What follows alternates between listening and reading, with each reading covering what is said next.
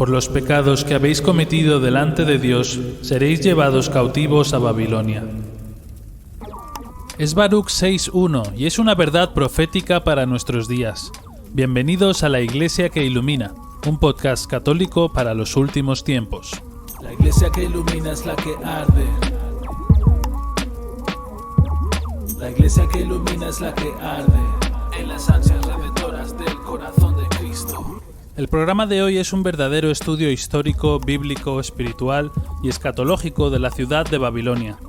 Esta ciudad, mencionada a lo largo de toda la Biblia, incluyendo en el primero y el último libro, tiene un significado crucial para la historia de la humanidad, y vamos a analizarlo en este programa. También hablaremos de la importancia de la oración, veremos cómo podemos ser sal de la tierra sin perder el sabor, y nos dejaremos inspirar por la vida de un santo que vivió la abnegación y el sacrificio hasta el extremo. Nos encomendamos con una oración y comenzamos.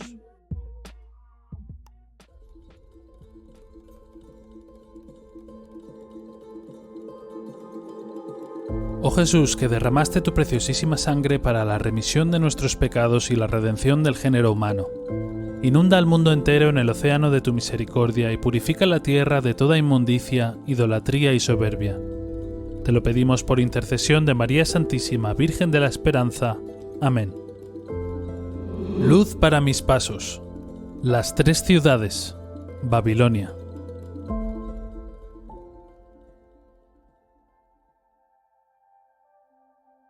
Iniciamos con este programa una serie de 3 episodios en los que vamos a analizar, a la luz de la revelación, la historia, el sentido religioso y el significado escatológico que tienen, 3 ciudades que aparecen en numerosas ocasiones a lo largo de todo el relato bíblico. Estas ciudades representan lo mejor y lo peor de la historia humana, de la fidelidad y el rechazo de Dios, y tienen un papel principal en los últimos tiempos. Existe un vínculo misterioso entre estas 3 ciudades que intentaremos explicar a la luz de las Sagradas Escrituras. Son ciudades con orígenes e historias muy diferentes, pero hay momentos en los que convergen, se confunden entre sí y se imitan, especialmente cuando rechazan a Dios. Hay momentos en los que hay que huir de todas ellas y otros en los que ellas son el destino de la huida. La primera ciudad es Jerusalén. Es la ciudad de Dios y por ello recibe el nombre de Ciudad Santa. Pero son varios los momentos en los que sus habitantes reniegan de Dios, caen en la idolatría y la abominación, siendo necesaria su purificación. En el Antiguo Testamento, Jerusalén es imagen de la Iglesia católica. La Nueva Jerusalén bajará del cielo al final de los últimos tiempos. La segunda ciudad es Egipto. Es la ciudad de los hombres, ciudad atea que no conoce a Dios y por ello está llena de ídolos hasta el punto de hacerse adorar a sí misma. Es lugar de esclavitud por sus vicios y pecados, y por ello es imagen del mundo que con sus comodidades y sus lujos termina asfixiando la fe. La tercera ciudad es Babilonia, es la ciudad del demonio, capital de la impiedad y el pecado, de aquellos que conociendo a Dios se rebelan contra él. Son las ruinas de la Jerusalén apóstata y deicida. En los últimos tiempos será la falsa iglesia del anticristo, que engañará y arrastrará a la apostasía a todas las naciones y perseguirá y matará a los pocos que quieran permanecer fieles a Dios. A cada una de estas ciudades le vamos a dedicar uno de los próximos programas, y en el de hoy empezaremos por Babilonia. Babilonia es una ciudad real, histórica, que existió realmente. Lo digo en pasado porque en la actualidad ya no existe, y los motivos los explicaremos a continuación. Babilonia estaba situada en Mesopotamia, entre los ríos Tigris y Éufrates, el actual Irak. Fue fundada en torno al año 2300 a.C. Su nombre significa en lengua babilónica puerta de los dioses, pero también se la llama en la Biblia Babel, en hebreo, cuyo significado es confusión. Fue capital del primer imperio babilónico, fundado por el rey Hammurabi entre el 1800 y el 1750 a.C. Posteriormente, formó parte del imperio neoasirio, antes de ser tomada por Nabopolassar, quien estableció el imperio neobabilónico. Su hijo, Nabucodonosor II, la convirtió en una de las ciudades más prósperas de la antigüedad, con grandes murallas y fastuosos palacios. En el 587 a.C., tomó la ciudad de Jerusalén por la fuerza, destruyó el templo de Salomón y llevó cautivos a sus habitantes a Babilonia, incluidos los profetas Ezequiel y Daniel. En el 538 a.C., Ciro II, rey de Persia, conquistó la ciudad y permitió volver al pueblo judío a Jerusalén, donde reconstruyeron el templo. 2 siglos después, en el 331 a.C., Babilonia cayó en manos de Alejandro Magno hasta su muerte, pasando la ciudad a su general Seleuco. El octavo sucesor de Seleuco fue Antíoco Epifanes, del que ya hemos hablado en otros programas, quien en el 168 a.C. volvió a tomar Jerusalén y profanó gravemente el templo, erigiendo la estatua de Júpiter e instalando la abominación de la desolación en el lugar santo.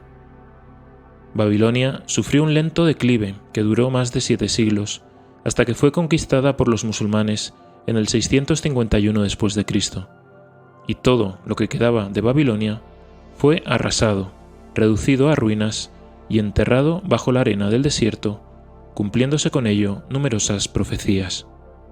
Así permaneció hasta finales del siglo XIX, cuando fue descubierta por un arqueólogo alemán, que rescató algunas de sus construcciones y tesoros y los llevó a los museos de Alemania. La más conocida, la Puerta de Ishtar, se encuentra actualmente expuesta en el Museo de Pérgamo en Berlín. En los años 80 del pasado siglo XX, Saddam Hussein trató de reconstruir la ciudad invirtiendo muchos millones de dólares, pero sus esfuerzos quedaron en una pantomima, que tras la caída de su régimen volvió a ser saqueada y que hoy solo sirve para alimentar la curiosidad de algunos turistas. Por último, en julio de 2019, la UNESCO nombró Babilonia como Patrimonio de la Humanidad.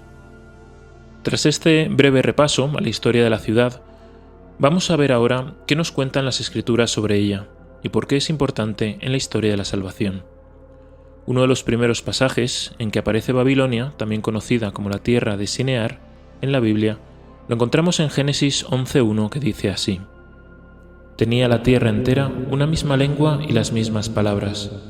Mas cuando los hombres, emigrando desde el oriente, hallaron una llanura en la tierra de Sinear, donde se establecieron, se dijeron unos a otros: Vamos, fabriquemos ladrillos y cozámoslos bien. Y les sirvió el ladrillo en lugar de piedra, y el betún les sirvió de argamasa. Y dijeron: Vamos, edifiquemos una ciudad y una torre, cuya cumbre llegue hasta el cielo. Hagámonos un monumento para que no nos dispersemos sobre la superficie de toda la tierra».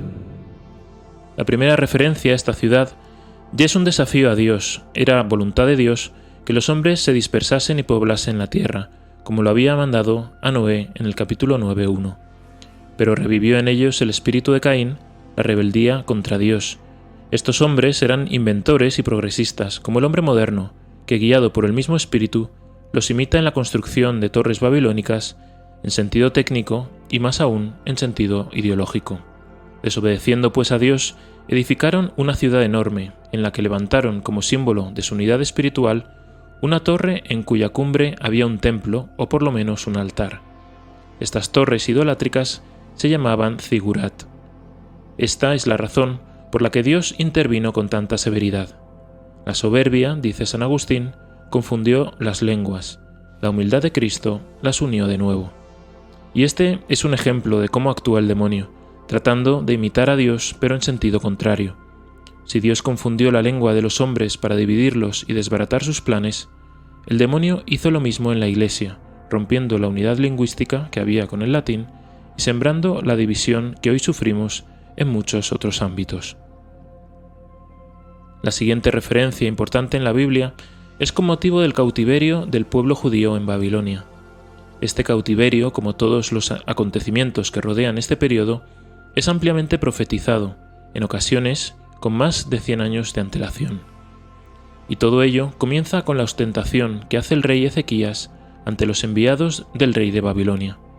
En 2 Reyes 20:12 está narrado de esta forma: Por aquel tiempo, Berodac Baladán, hijo de Baladán, rey de Babilonia, envió cartas y un presente a Ezequías, porque había oído la noticia de la enfermedad de Ezequías.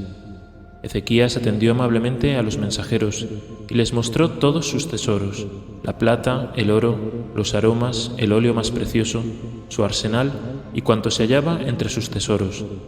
No hubo cosa en su palacio y en todo su dominio que Ezequías no les mostrase. Entonces el profeta Isaías se presentó ante el rey Ezequías y le dijo: ¿Qué han dicho esos hombres y de dónde han venido a ti? Respondió Ezequías: Han venido de tierra lejana, de Babilonia. Preguntó él: ¿Qué han visto en tu casa? A lo que contestó Ezequías: Han visto todo cuanto hay en mi palacio. No hay cosa entre mis tesoros que no les haya mostrado. Dijo entonces Isaías a Ezequías: Escucha la palabra de Yahvé. He aquí que vienen días en que será llevado a Babilonia todo cuanto hay en tu palacio, y todo lo que han atesorado tus padres hasta el día presente.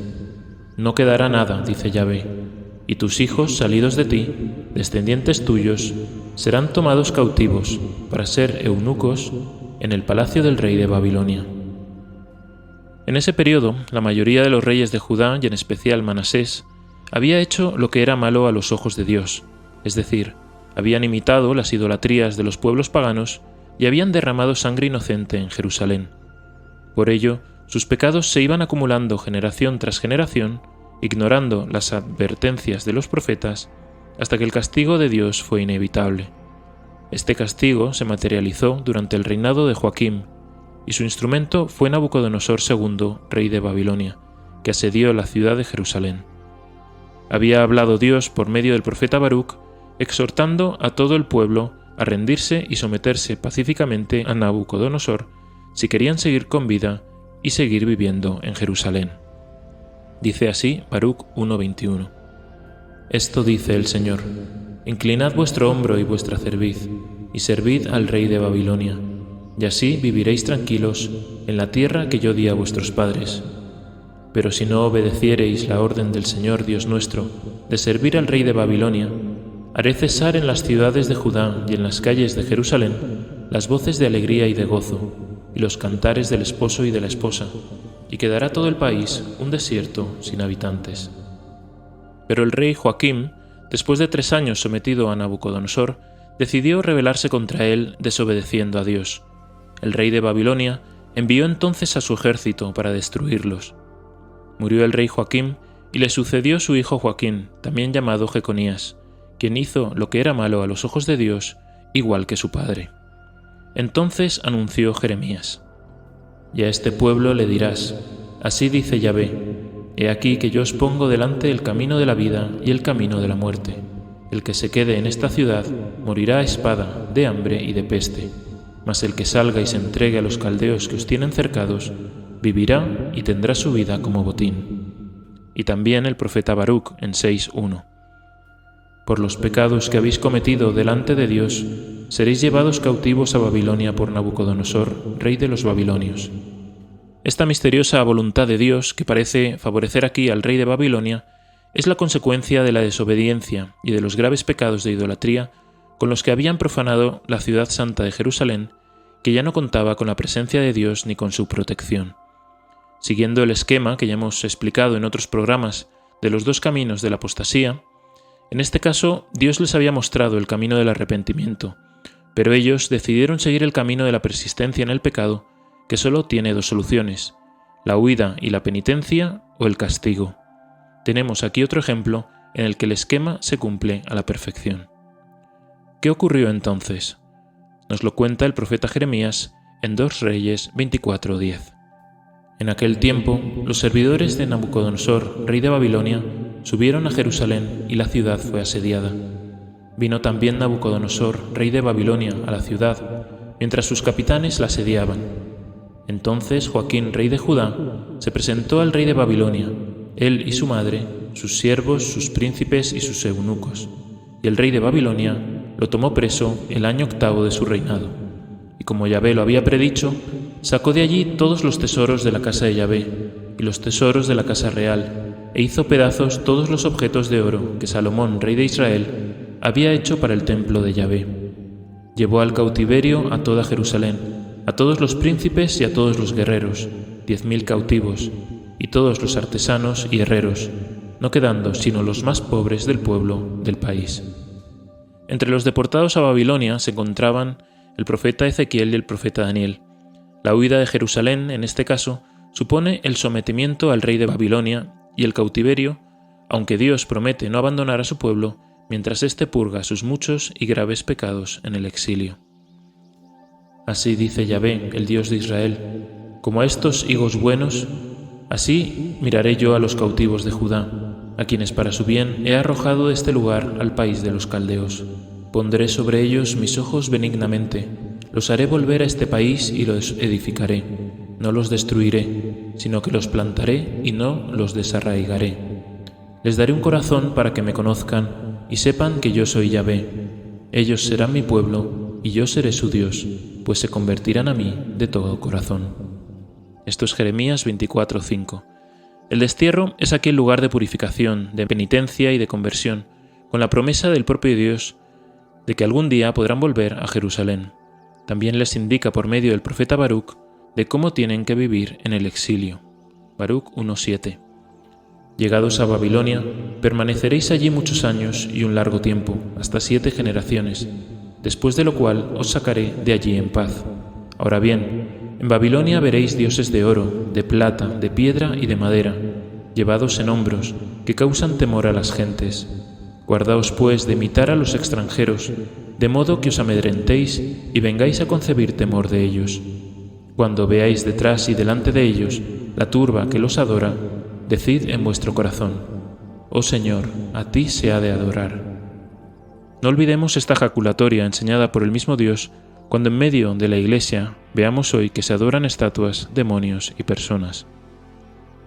Si bien hay muchos que van al cautiverio, según el mandato de Dios, hay otros que permanecen en Jerusalén.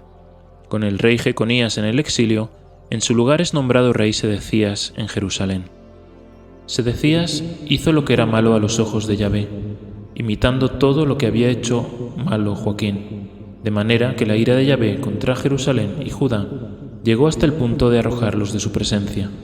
Entonces Sedecías se rebeló contra el rey de Babilonia. En este pasaje de 2 Reyes 24:19 vemos cómo Sedecías se rebela contra Nabucodonosor, desobedeciendo por tercera vez a Dios y rechazando las múltiples advertencias de los profetas Jeremías y Baruc sobre la caída de Jerusalén. Entonces la profecía de Jeremías en 24:8 se cumple en Sedecías y en todos los que habían permanecido en Jerusalén. Mas así como los higos malos no pueden ser comidos de puro malos, de la misma manera, dice Yahvé, trataré yo a Sedecías, rey de Judá, a sus príncipes y al resto de Jerusalén, a los que quedan aún en este país, y a los que habitan en la tierra de Egipto. Haré de ellos un objeto de horror, una calamidad para todos los reinos de la tierra. Vendrán a ser el oprobio, la fábula, el ludibrio, la maldición en todos los lugares a donde los habré de arrojar. Y enviaré contra ellos la espada, el hambre y la peste, hasta que sean exterminados de la tierra que les di a ellos y a sus padres. La deportación se realizó en 2 fases, la primera en el año 697, y que, en palabras de Dios, son los higos buenos, que representan a los deportados con el rey Jeconías a Babilonia. La segunda deportación fue 10 años más tarde, en el 687. Estos son los higos malos, los que se quedaron en la ciudad o huyeron a Egipto, desobedeciendo ambos el mandato de Dios, y son los que no se convirtieron. De ellos, los que no murieron fueron llevados cautivos también a Babilonia, incluido el propio rey Sedecías. Tomaron prisionero al rey y lo llevaron al rey de Babilonia, a Rebla, donde lo sentenciaron. Degollaron a los hijos de Sedecías en su presencia. A Sedecías le sacaron los ojos, le ataron con cadenas de bronce y le llevaron a Babilonia. Está relatado en 2 Reyes 25:6. Este pasaje de las Escrituras es idéntico al que comentamos en el programa sobre la destrucción de Jerusalén en el año 70 después de Cristo. Entonces, Jesús había dado una señal para que los cristianos huyeran de la ciudad antes de su destrucción. En este caso, la huida para muchos cristianos supuso el sometimiento a los emperadores romanos, sus persecuciones y el martirio, pero fueron liberados pacíficamente con el edicto de Milán del emperador Constantino en el 313 después de Cristo. Pero los que no obedecieron a Cristo y siguieron a los falsos profetas permanecieron en Jerusalén y perecieron en ella.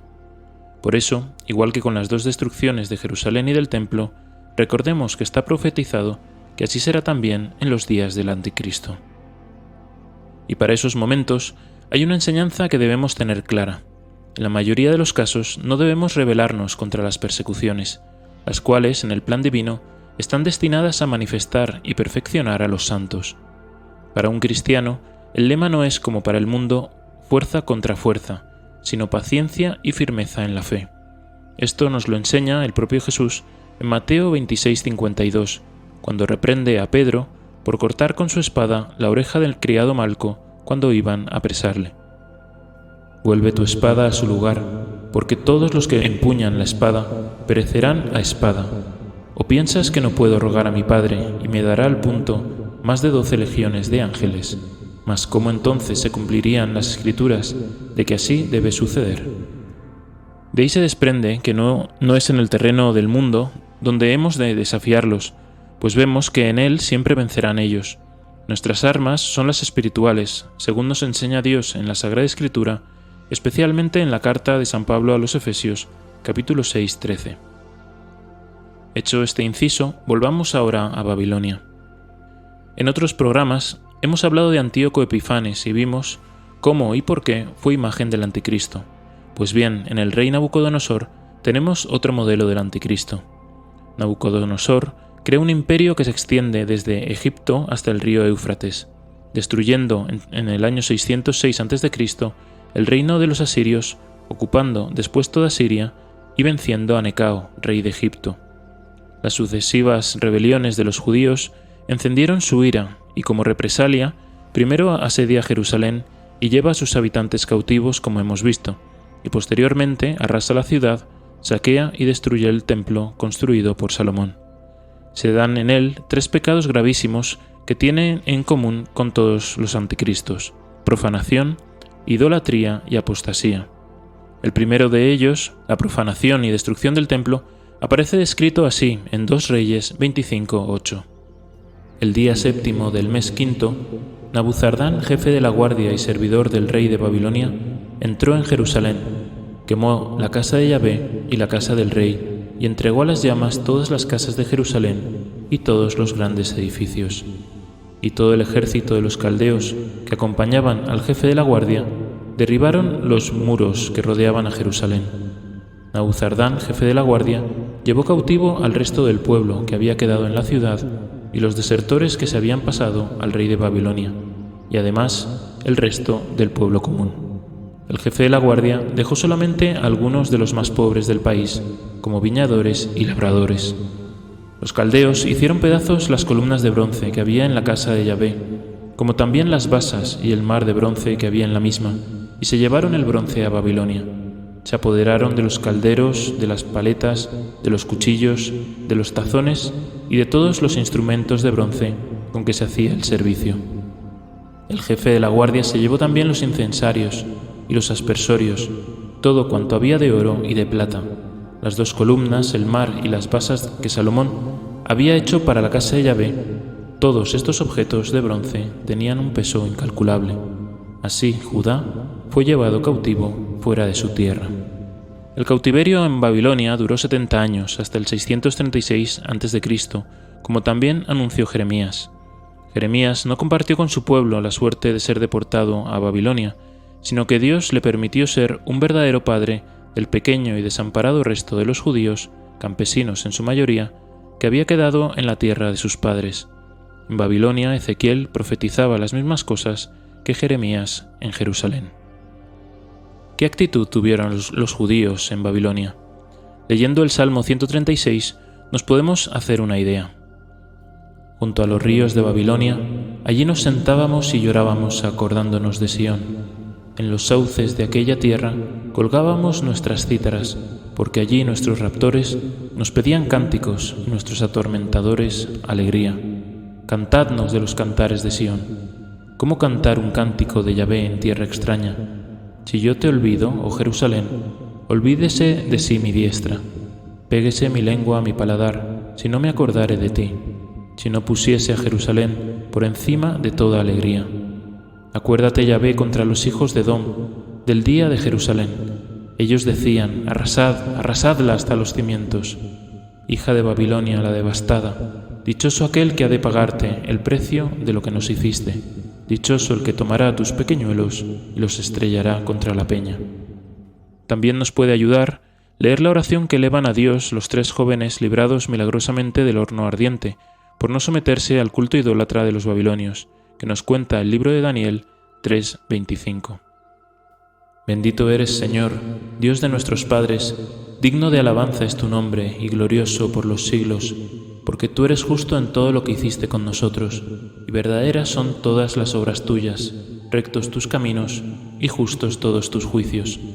Pues justos fueron tus juicios en todo lo que trajiste sobre nosotros y sobre la santa ciudad de nuestros padres, Jerusalén, porque en verdad y en justicia enviaste todas estas cosas por causa de nuestros pecados.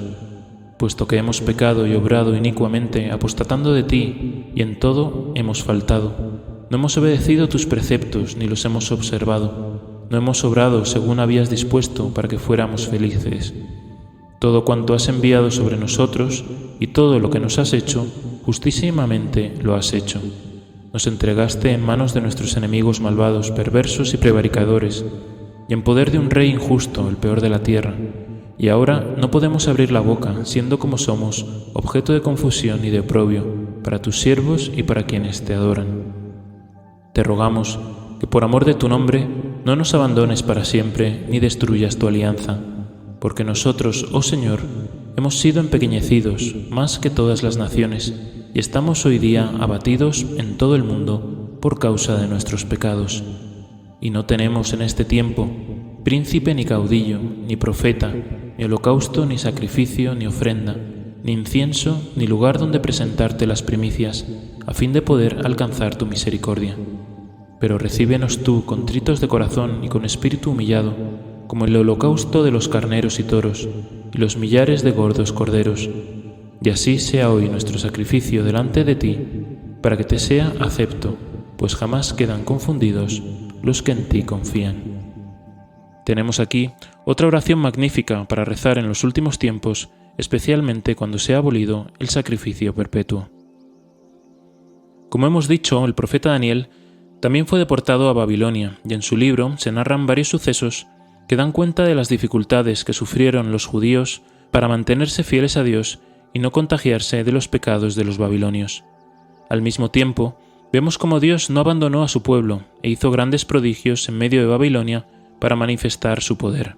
Gracias al don de interpretar los sueños, Daniel se ganó el favor de Nabucodonosor, obteniendo un puesto en su corte real. Hemos comentado antes que otro de los pecados del rey de Babilonia fue la apostasía. Es apóstata el que, habiendo conocido a Dios, lo rechaza. ¿Cómo sabemos que Nabucodonosor conoció a Dios? Porque hasta en 3 ocasiones es testigo de prodigios que arrancan de él una verdadera confesión de fe. Veamos en detalle estos 3 momentos. El primero lo encontramos en Daniel 2:47, después de que el profeta le cuente e interprete un sueño que angustia al rey sobre una estatua con cabeza de oro, pecho y brazos de plata, vientre y caderas de bronce, piernas de hierro y pies de hierro mezclado con barro. Nabucodonosor entonces no solo conoce a Dios, sino que lo reconoce como Dios verdadero y Dios trinitario, con una triple alabanza al Padre, al Hijo y al Espíritu Santo. Vuestro Dios es realmente el Dios de los dioses, el Señor de los señores, el que revela los arcanos, puesto que tú has podido descubrir este secreto. A pesar de ello, el rey babilonio no se convierte, sino todo lo contrario. Manda construir una gran estatua de oro de 30 metros de altura para hacerse adorar por todo su reino, y ordena que quien no se postre ante la estatua sea echado a un horno de fuego ardiente. Ante esto, 3 jóvenes judíos, Sidrac, Misac y Abdenago, se niegan a cumplir la orden y son acusados ante el rey. Este, lleno de ira, manda encender el horno 7 veces más fuerte y los echa en su interior. Pero los jóvenes elevan una oración a Dios y por medio de un ángel son librados de sufrir daño alguno. Entonces Nabucodonosor alaba a Dios por segunda vez. Está en Daniel 3:95. Bendito sea el Dios de Sidrac, Misac y Abdenago, que ha enviado su ángel y ha salvado a sus siervos que han confiado en él. Traspasaron la orden del rey y entregaron sus cuerpos para no servir ni adorar a Dios alguno fuera del Dios suyo. Publico por mi parte este decreto. Cualquier pueblo, nación o lengua que hable mal del Dios de Sidrac, Misac y Abdenago será hecho pedazos y sus casas serán convertidas en cloacas, por cuanto no hay ningún otro Dios que pueda salvar de tal manera. Y añade: me parece conveniente publicar las señales y las maravillas que el Dios Altísimo ha hecho conmigo. Cuán grandes son sus señales y cuán estupendas sus maravillas. Su reino es reino eterno, y su poderío subsiste de generación en generación. La tercera ocasión es cuando, a causa de su orgullo y su soberbia, una enfermedad mental le provoca un estado de locura que le hace comportarse como los animales, por no reconocer que Dios es dueño de los reinos de la tierra y se los da a quien quiere. Al recobrar la cordura, en Daniel 4:34, Nabucodonosor exclama: ahora pues, yo, Nabucodonosor, alabo y ensalzo y glorifico al Rey del cielo, pues todas sus obras son verdad y sus caminos justicia, y él puede humillar a quienes proceden con soberbia. Sin embargo, esto tampoco es suficiente para que el rey babilonio se convierta de su tercer pecado, la idolatría, a pesar de muchas otras señales que Dios obra por medio del profeta Daniel delante de él y de todo el pueblo babilonio. Estos pecados, profanación, idolatría y apostasía, no solo se manifiestan en Nabucodonosor, sino que también persisten en sus sucesores. Son elocuentes otros prodigios que Dios obra por medio de Daniel delante de los siguientes reyes de Babilonia para manifestar su poder. Veamos algunos ejemplos más. El primero es cuando Baltasar, hijo de Nabucodonosor, le sucede en el trono y organiza una cena sacrílega con los vasos sagrados que habían expoliado del templo de Jerusalén.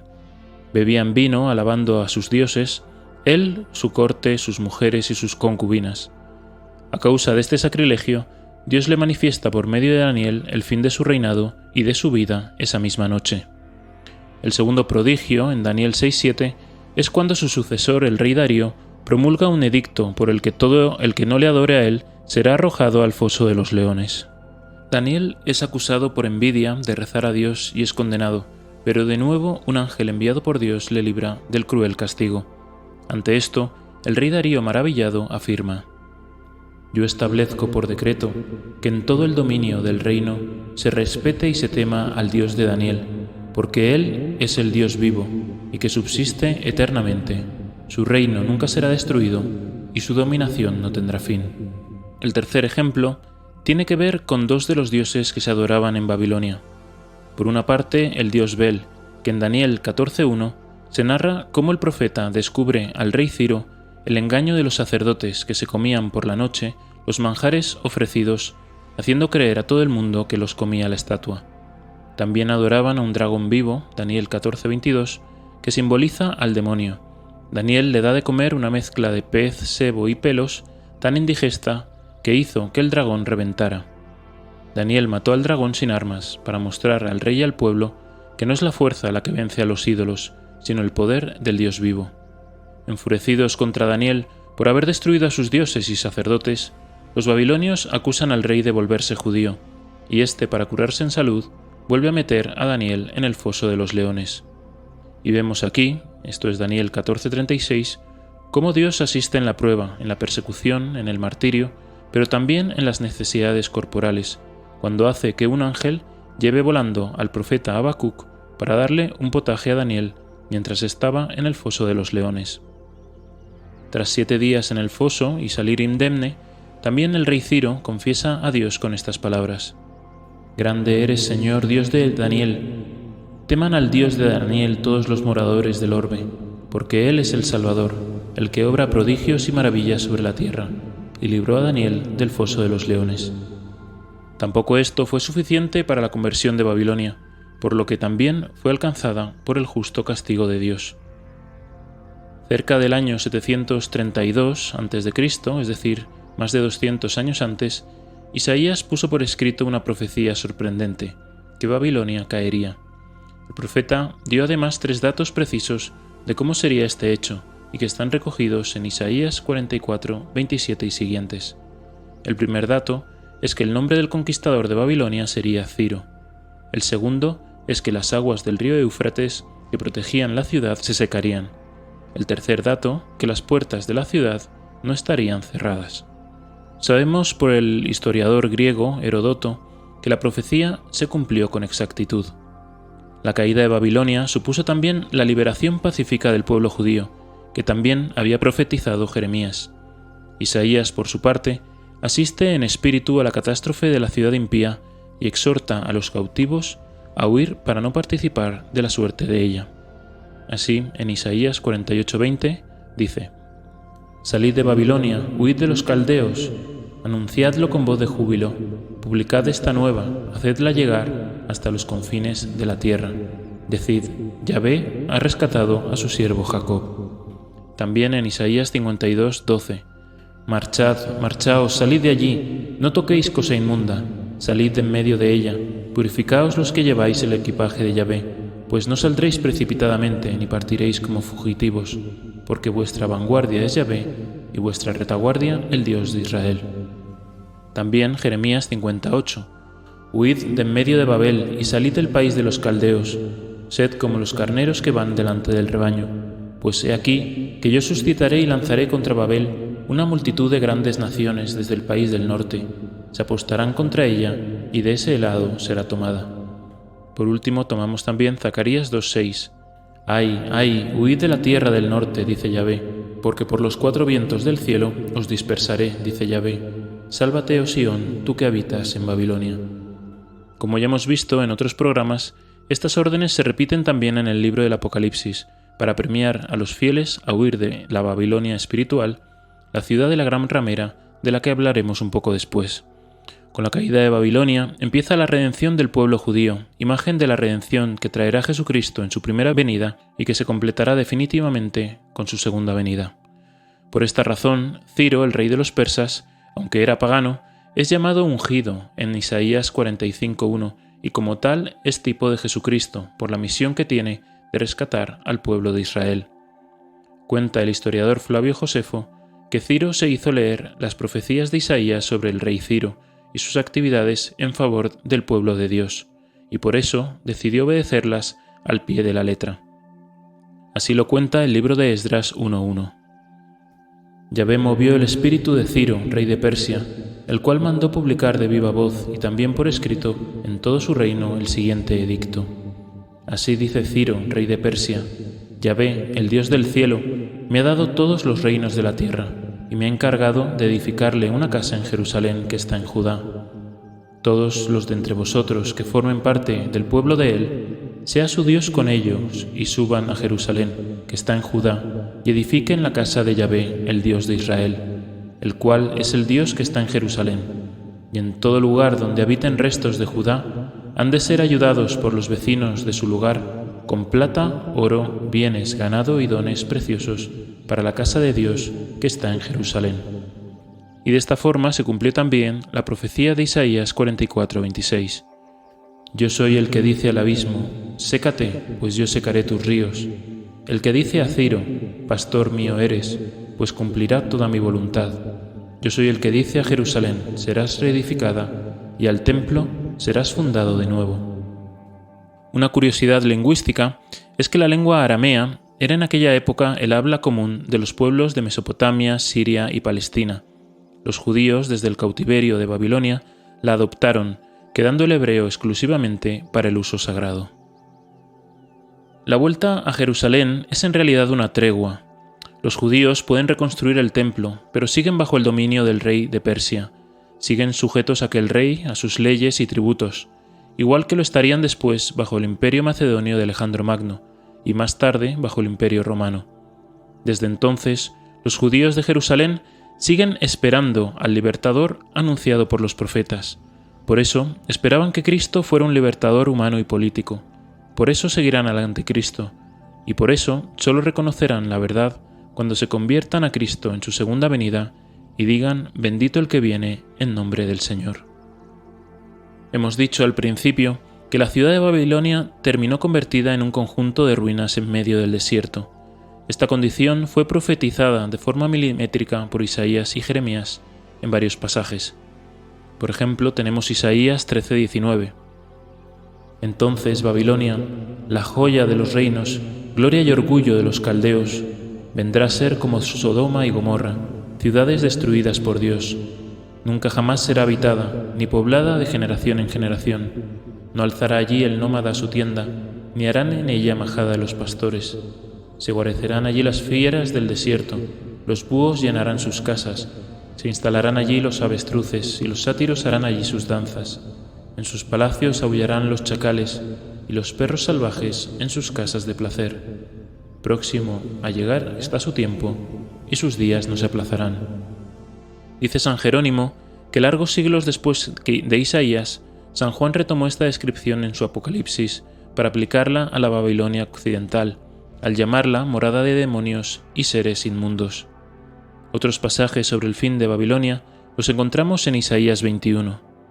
Cayó Babilonia, y todas las estatuas de sus dioses yacen destrozadas por tierra.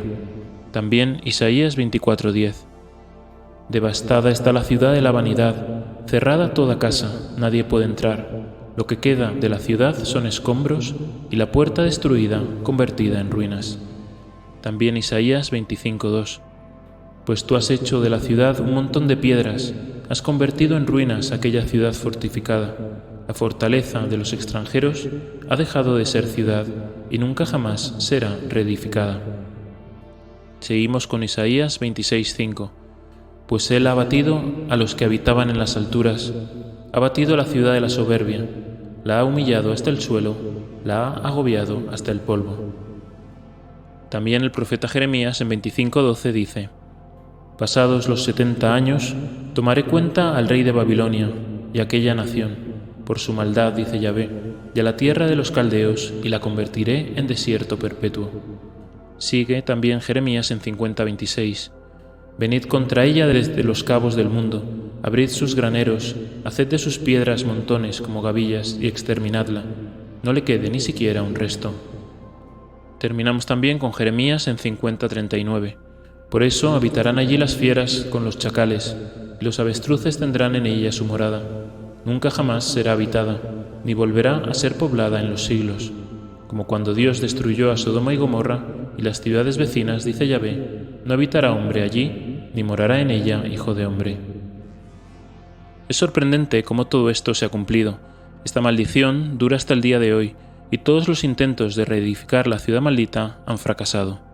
Por eso, el reconocimiento de la UNESCO como Patrimonio de la Humanidad, pretendiendo reconstruir simbólicamente su dignidad, es un grave acto de desafío a la voluntad de Dios, manifestada claramente en las Escrituras, como acabamos de leer. Para entender esto bien, hay que hacer referencia a Babilonia en sentido espiritual y escatológico, porque Babilonia, además de la ciudad histórica, es también un símbolo espiritual que aparece mencionado en otras ocasiones en la Biblia con un sentido alegórico, especialmente en el libro del Apocalipsis. Veamos 6 de estos sentidos. El primero es que en el lenguaje de los profetas, Babel o Babilonia es la personificación del poder de los impíos y el prototipo de los enemigos de Dios. Igual que la ciudad se rebeló contra Dios con la construcción de la Torre de Babel y se atrevió incluso a destruir el primer templo de Jerusalén, Babilonia son también todos los hombres que a lo largo de la historia han hecho alianza en contra de Dios, de su ley y de su Iglesia.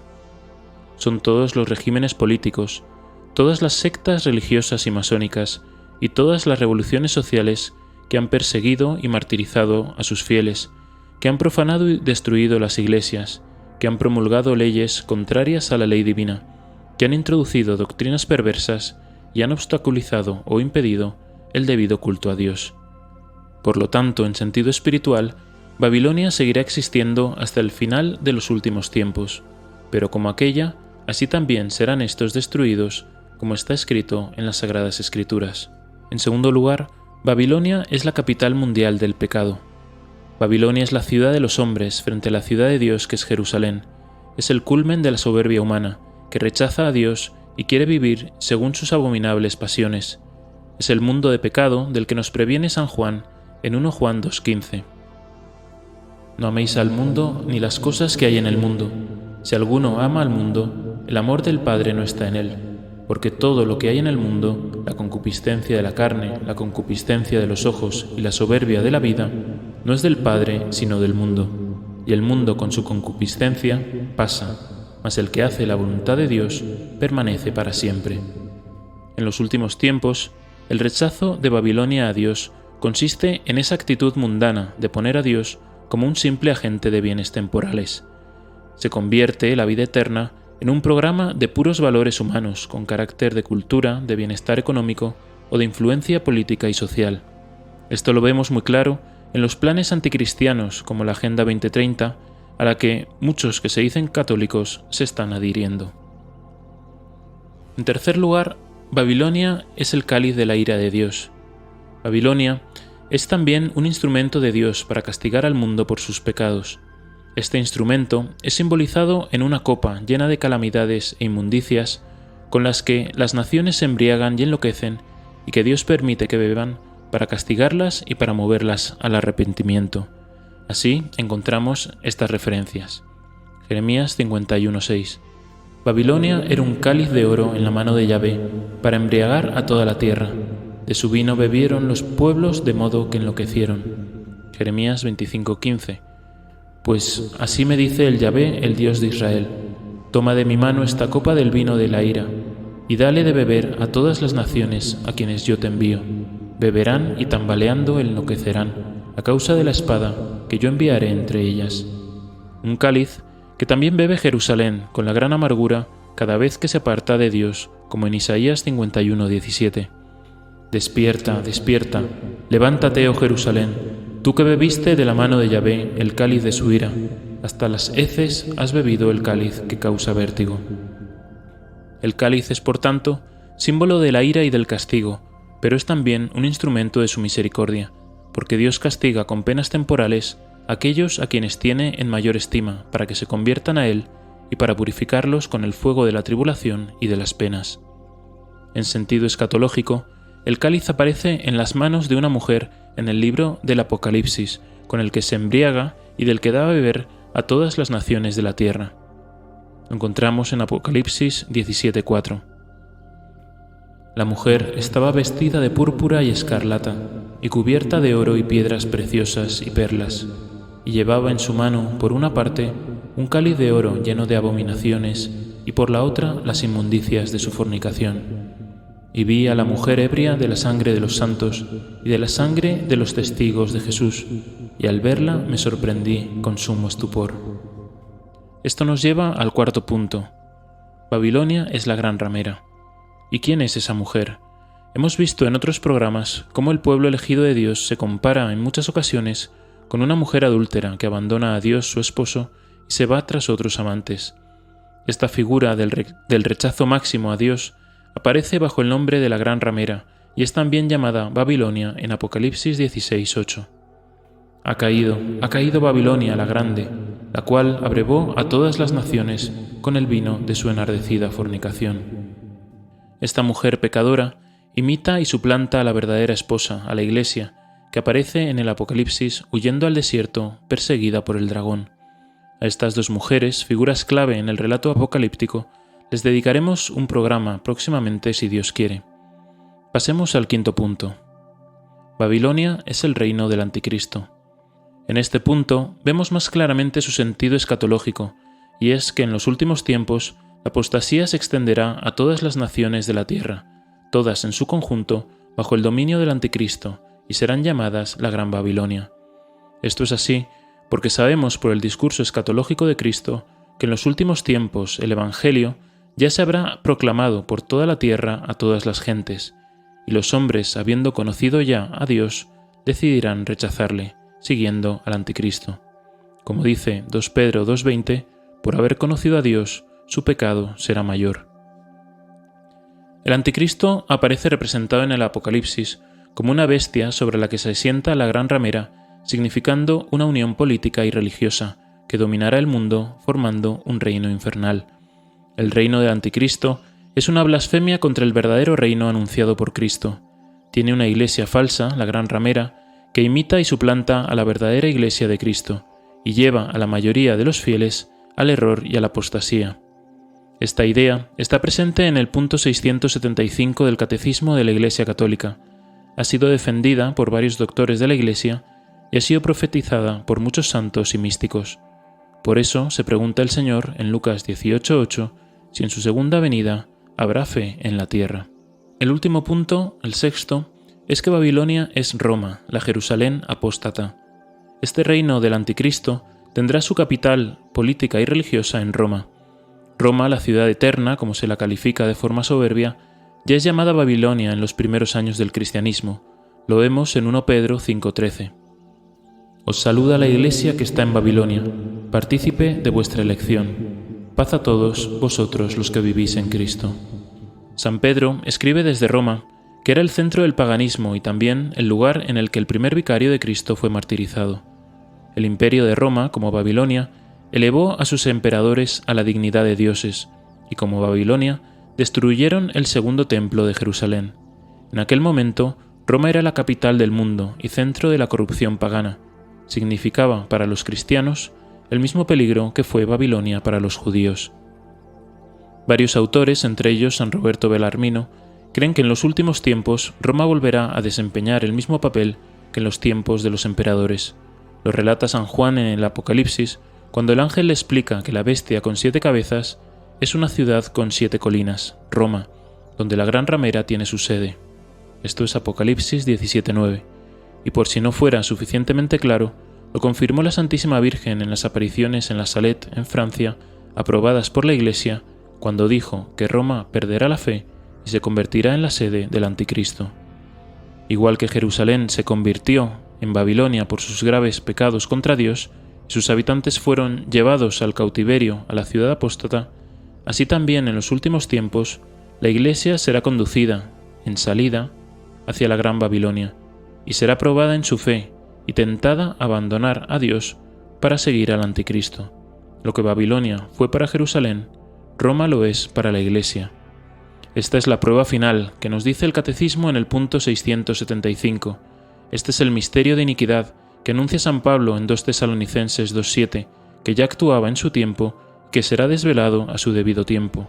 Y este es también el misterio que lleva escrita la gran ramera en la frente, y que asombra con gran estupor a San Juan en Apocalipsis 17:6 y al profeta Daniel en Daniel 10:16. ¿Cuál será el final de la Babilonia apocalíptica? El mismo que el de la Babilonia histórica y la Jerusalén apóstata y deicida. Primero será corrompida hasta el extremo, como cuenta Apocalipsis 18:2. Y clamó con gran voz diciendo: ha caído Babilonia la grande, y ha venido a ser albergue de demonios y refugio de todo espíritu inmundo, y refugio de toda ave impura y aborrecible, porque del vino de su furiosa fornicación bebieron todas las naciones. Con ella fornicaron los reyes de la tierra, y con el poder de su lujo se enriquecieron los mercaderes de la tierra. En segundo lugar, con una orden divina, exhortando al pequeño resto fiel a huir de ella. Apocalipsis 18:4.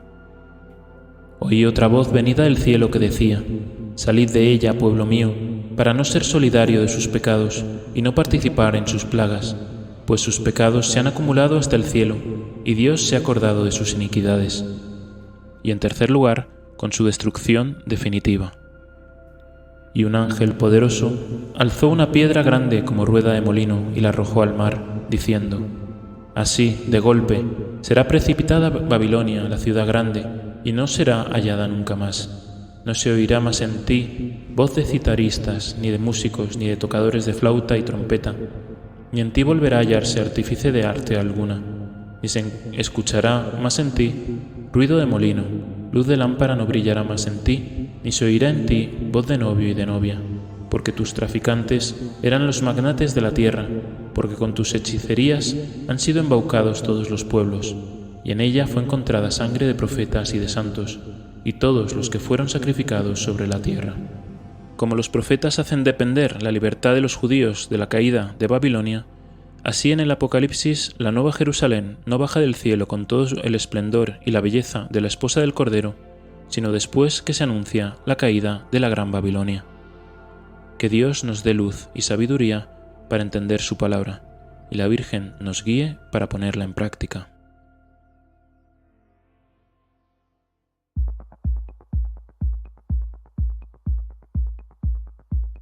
Iluminando lo escondido.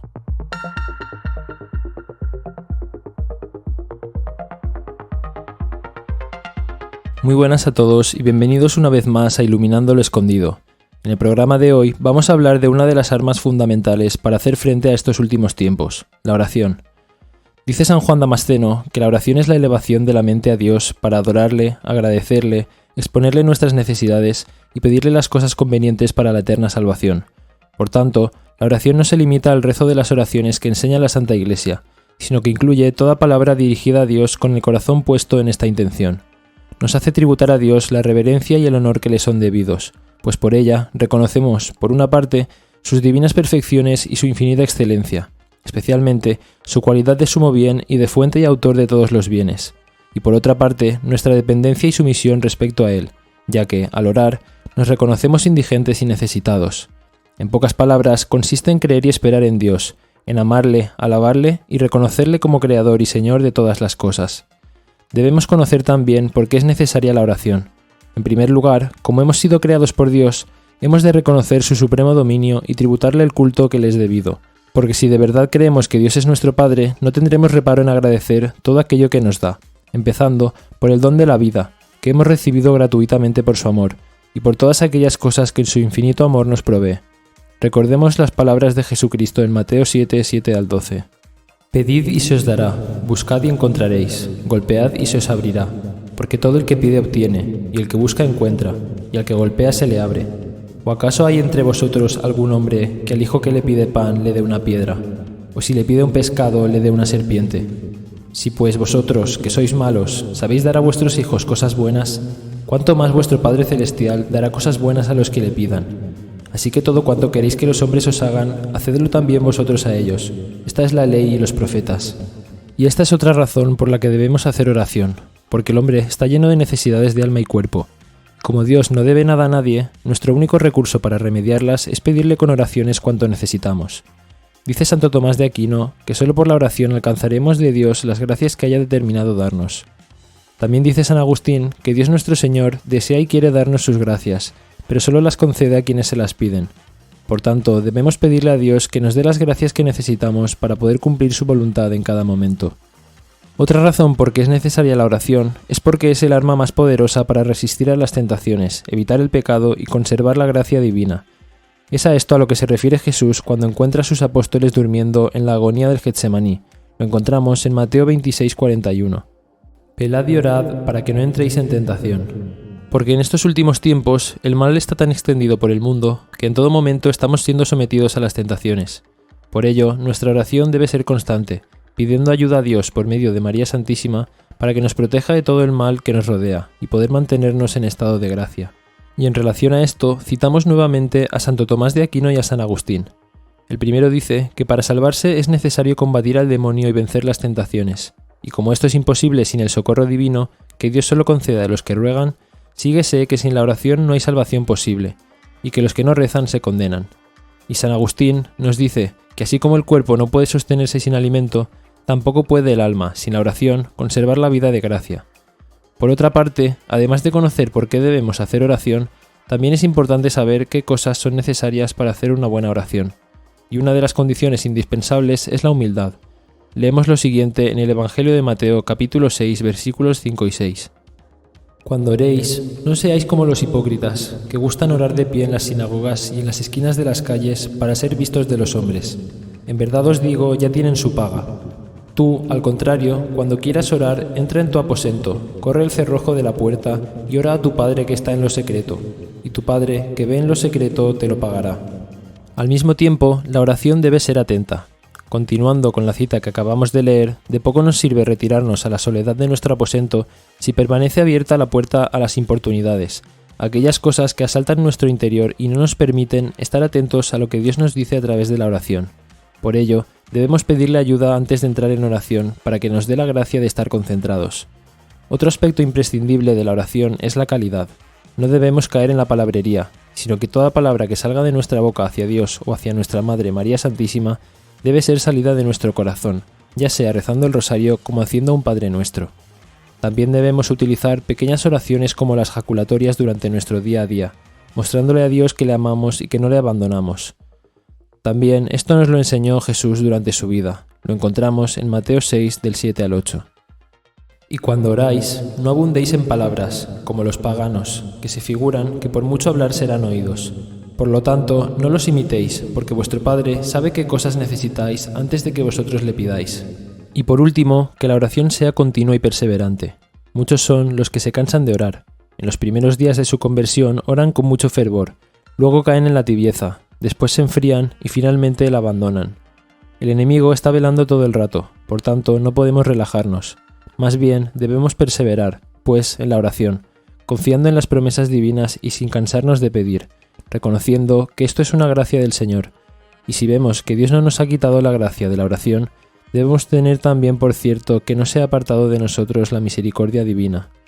En definitiva, tengamos presente que la oración es imprescindible si verdaderamente queremos permanecer fieles a Dios en estos últimos tiempos, ya que si no somos uno con Él, no tendremos la gracia necesaria para sobrellevar los acontecimientos que están por venir. Por todo ello, le pedimos a la Santísima Trinidad, por medio de María Santísima nuestra Madre, mediadora de todas las gracias y ejemplo perfecto de oración al Padre, que nos enseñe a orar y nos dé la gracia de perseverar en la oración todos los días de nuestra vida. Así sea. Amén.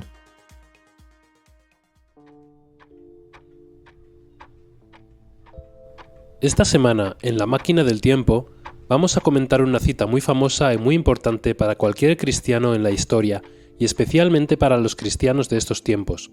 La cita es Mateo 5:13, que dice así: «Vosotros sois la sal de la tierra, mas si la sal pierde su sabor, ¿con qué será salada? Para nada vale ya, sino para que tirada fuera la pisen los hombres».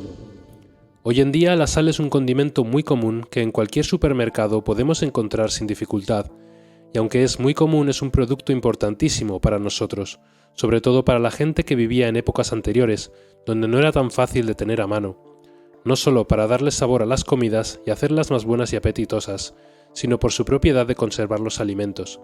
Cuando Jesús dice a sus apóstoles que son la sal de la tierra, es un cumplido muy grande, pues básicamente les está diciendo que ellos son los que tienen que dar sentido a la vida de las personas en el mundo por medio del Evangelio.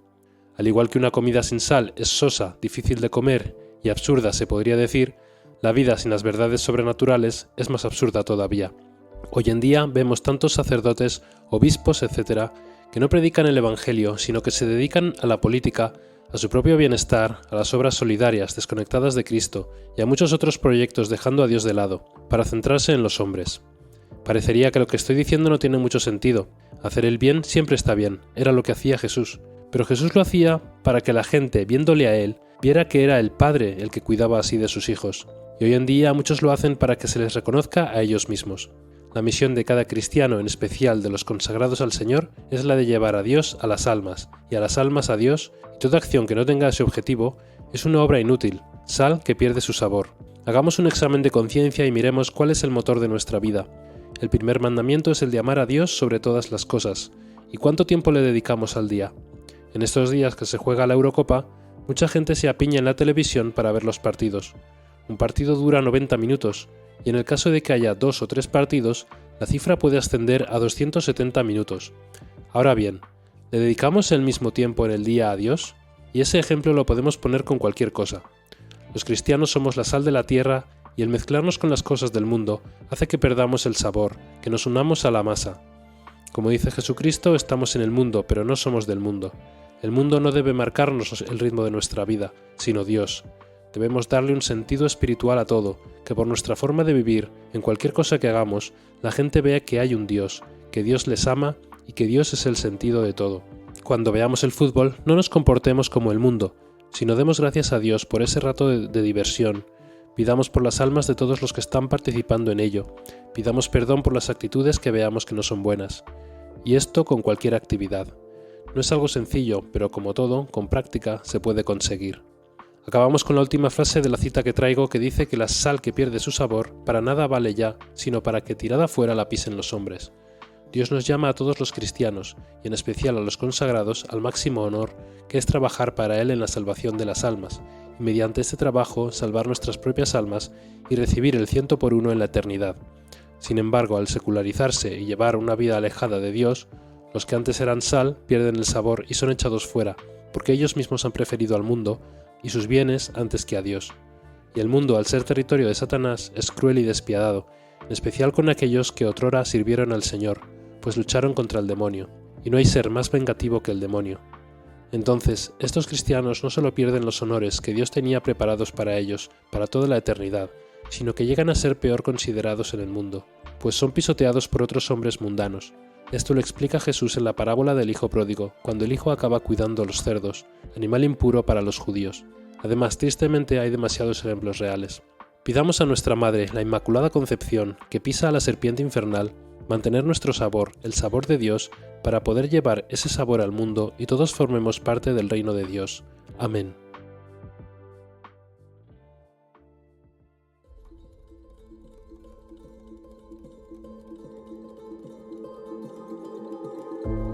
Llegamos al final de este programa y te damos las gracias por escucharnos. Puedes ayudarnos a que este podcast llegue a más gente compartiéndolo con tus familiares y amigos. Terminamos con un santo que supo vivir la humildad, la pobreza y la entrega toda su vida con verdadero heroísmo. Hoy en Santos de Verdad, San Martín de Porres. La vida está llena de sufrimientos, y cuando pasan nos es tan fácil decir que ya se ha sufrido bastante y por lo tanto ahora toca ser feliz. Pero si nuestra meta en la vida es imitar a Cristo y en esto nos van a medir, no está de más recordar que Cristo no vino al mundo a ser servido, sino a servir. Por eso nuestro deber es servir a la verdad y al amor. Amar al prójimo, sí, pero en primer lugar amar a nuestro Creador. Amar la humildad, la sencillez, el sufrimiento y la abnegación. Amar ser pisoteados como esclavos, esperando un premio mayor. Siglo XVI en América, el Evangelio se anuncia a los pueblos. Un gran santo surge y sorprende por su donación y su ejemplo. San Martín de Porres nunca buscó ante el dolor y el sufrimiento una salida, sino que con ayuda de Dios hizo de la entrega y el sacrificio su vida. Santos de Verdad. San Martín de Porres nació en Lima, Perú, en 1579, hijo de un caballero español y de una india panameña, de la que recibió los rasgos y el color de piel mulato. Por su inteligencia e inclinación por la medicina, aprendió y trabajó durante un tiempo en este campo, hasta que con grandes deseos de servir, pidió ser admitido como donado o terciario en el convento de los dominicos del Rosario en Lima. Allí fue admitido a los 15 años de edad, y se dedicó a los trabajos más humildes, soportando siempre con alegría las injurias que recibía. Su humildad y amor era tal que cuando el convento estaba en situación económica apurada, Martín se ofreció al padre prior para ser vendido como esclavo y arreglar la situación. La labor de Martín crecía y le fue confiado además el oficio de enfermero, que ejercía en una comunidad de 200 religiosos y todavía sacaba tiempo para atender a muchos enfermos pobres de la ciudad. En 1603, después de 9 años sirviendo como donado, le fue concedida la profesión religiosa y pronunció los votos de pobreza, obediencia y castidad. Además de servir a Dios en las personas que atendía y en el trabajo que realizaba, por el cual se le conoce como Fray Escoba, Martín llevaba una vida abnegada, con penitencia y austeridad y una vida de piedad ejemplar. Dormía pocas horas debajo de una escalera, comía lo indispensable, pasaba la mitad de la noche rezando a un crucifijo en verdadero coloquio, oraba ante el Santísimo Sacramento y rezaba con fervor ante la imagen de la Virgen María. Era sin duda un alma contemplativa. Se le vio repetidas veces en éxtasis, en ocasiones levantado en el aire, y fue voluntad de Dios que su santidad se conociera fuera del monasterio. A él acudían teólogos, obispos y autoridades civiles en busca de consejo. Uno de los dones que más asombran es que sin salir de Lima fue visto en África, China o Japón, animando a los misioneros que se encontraban en dificultad. Sin salir de su celda, era visto asistiendo a enfermos y moribundos.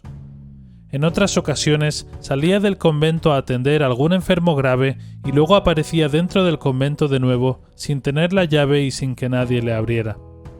«Yo tengo mis métodos de entrar y salir», respondía Martín zanjando el asunto.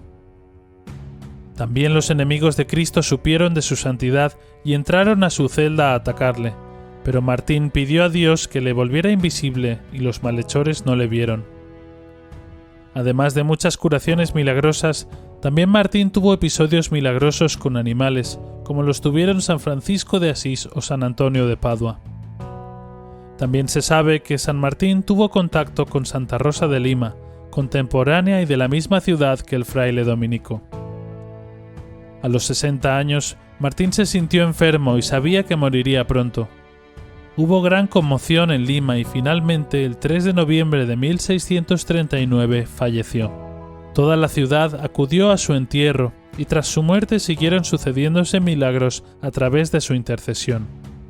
San Martín fue además ejemplo de humildad tras su muerte, porque a pesar de que su santidad era bien conocida y patente, él no fue beatificado hasta 2 siglos más tarde y canonizado hace apenas 68 años.